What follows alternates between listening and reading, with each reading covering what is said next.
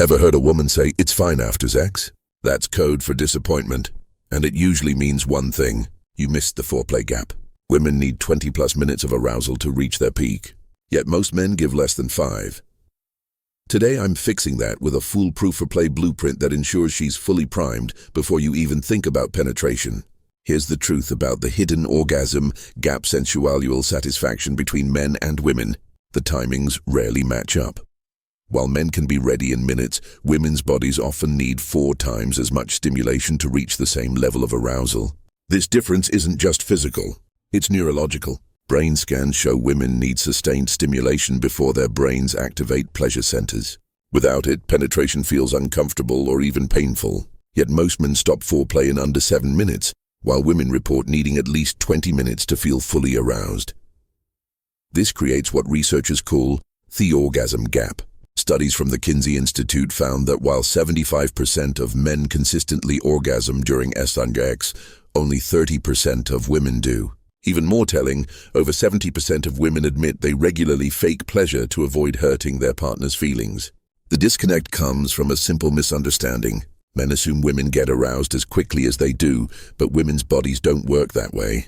Think of female arousal like starting a car in winter. If you try to floor the gas before the engine warms up, you'll strain the system or worse, damage it. Women's bodies respond similarly. When you rush past foreplay, her muscles stay tense.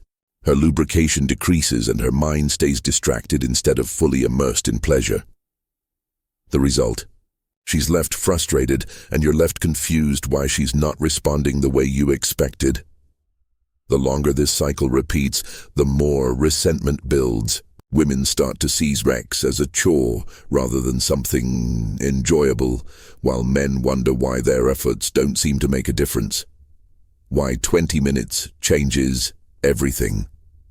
But here's what changes everything. When men adjust their approach based on her actual needs, not assumptions, everything shifts. Orgasm rates for women double when foreplay lasts at least 20 minutes. That means your willingness to slow down doesn't just make sex better. It makes it more likely she'll actually enjoy it. Understanding this gap is step 1, but the real question is, how do you close it? It starts with recognizing that foreplay isn't just a warm-up. It's the main event. What happens in those first 20 minutes determines whether she'll reach orgasm at all. The solution isn't complicated, but it does require patience, and that's where most men miss the mark. Instead of rushing to the finish line, focus on the process. Now let's talk specifics. The clitoris holds the key to bridging this gap, but most men don't even realize how much it can change the game. Most men don't realize this, but the clitoris isn't just a small button. It's the centerpiece of male pleasure. With around 8,000 nerve endings, it's more sensitive than any other part of the body, yet frequently overlooked during sex. That's why penetration alone often leaves women unsatisfied. The clitoris is the key to bridging the orgasm gap, but only if you know how to stimulate it correctly. Clitoral stimulation secrets. First, let's clarify where it is. The clitoral glands, the visible part, is just the tip. The rest extends internally with structures that wrap around the vaginal opening. This means even when you're not touching it directly, arousal still happens internally. But for most women, external stimulation is essential for orgasm. The problem? Many men either apply too much pressure too soon or focus on the wrong spot entirely. Start by exploring indirect stimulation. The clitoral hood acts like a protective layer, so rubbing over it reduces intensity while still building pleasure. Try slow circles or light up and down motions. Think of it as turning a volume knob gradually instead of cranking at full blast. Watch her reactions closely. If she arches her back or breathes faster, you're on the right track. If she tenses or pulls away, ease up. As arousal builds, you can transition to direct contact. But even then, precision matters. Some women prefer clockwise circles around the glands. Others respond better to side-to-side strokes or figure-8 patterns. One technique worth trying: alternate between tracing the edges of the clitoris and applying gentle suction over the hood. Different people like different oral sex techniques, so don't assume one method works for everyone. Timing is equally critical. Rushing too intense stimulation too early can numb sensitivity or even cause discomfort. Instead, treat it like a slow burn, starting so light it almost feels teasing, then increasing pressure in sync with her arousal. A useful trick? Blow lightly on the clitoris before making contact. The sudden temperature shift heightens sensitivity, making each touch more noticeable. What most men miss is that clitoral pleasure isn't just about technique, it's about rhythm and consistency. Once you find a motion she responds to, maintain it without abrupt changes. Women's orgasms build gradually, so shifting speed or pressure unpredictably can interrupt the build-up entirely. Think of it like climbing a staircase. Each step needs to be steady to reach the top. Mastering this turns accidental orgasms into predictable outcomes. But remember, the clitoris isn't the only erogenous zone that matters. Women's bodies respond to multiple types of stimulation, and combining them is where the real magic happens. Here's what most men miss. A woman's body isn't just turned on by touch. It's activated by her mind first. Studies show that women's brains light up with arousal cues long before any physical contact begins.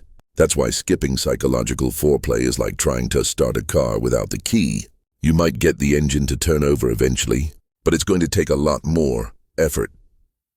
Psychological foreplay. Hack. Psychological foreplay starts with anticipation.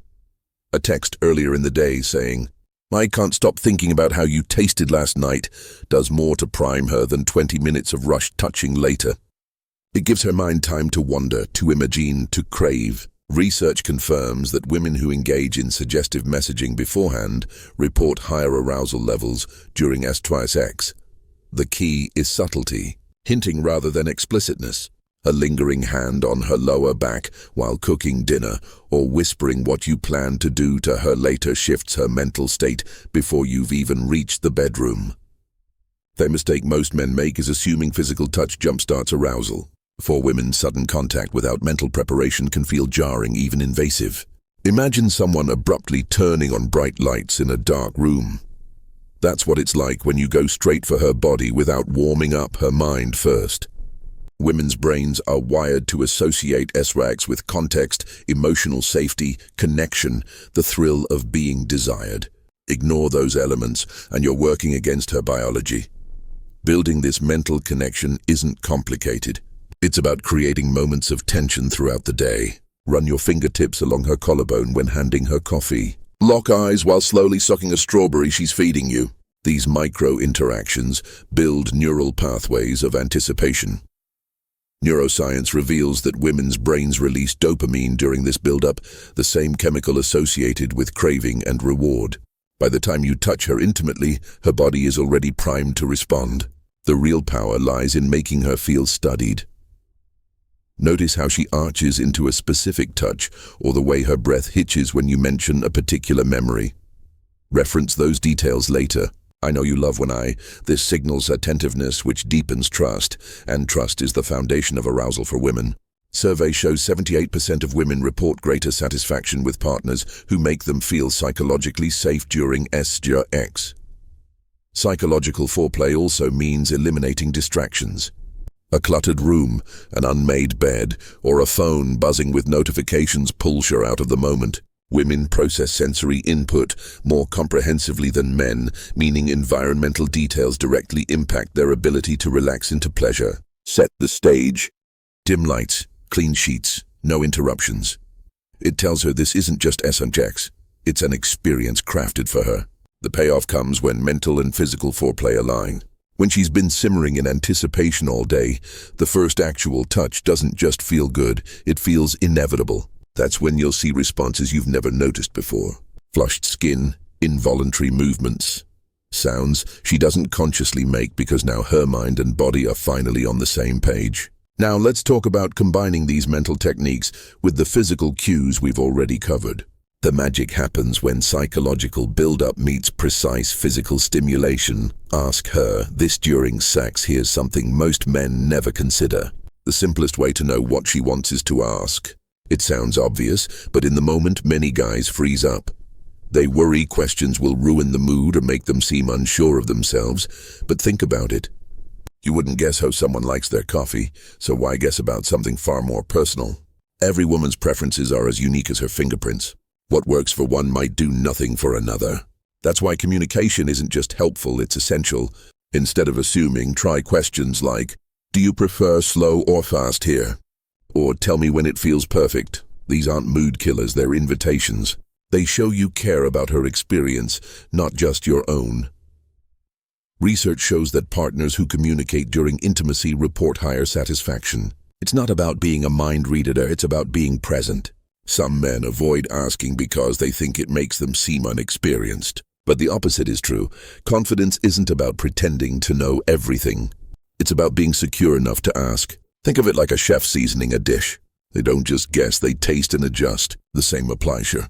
Feedback isn't criticism, it's a roadmap to her pleasure. Pay attention to her responses, both verbal and nonverbal. If she's pulling away or tensing up, that's your cue to change what you're doing. If she's moaning or moving toward you, you're on the right track. This isn't just about physical technique. The way you ask matters too. Keep it natural, almost conversational. You might say, "I love how you respond when I do this. Should I keep going?"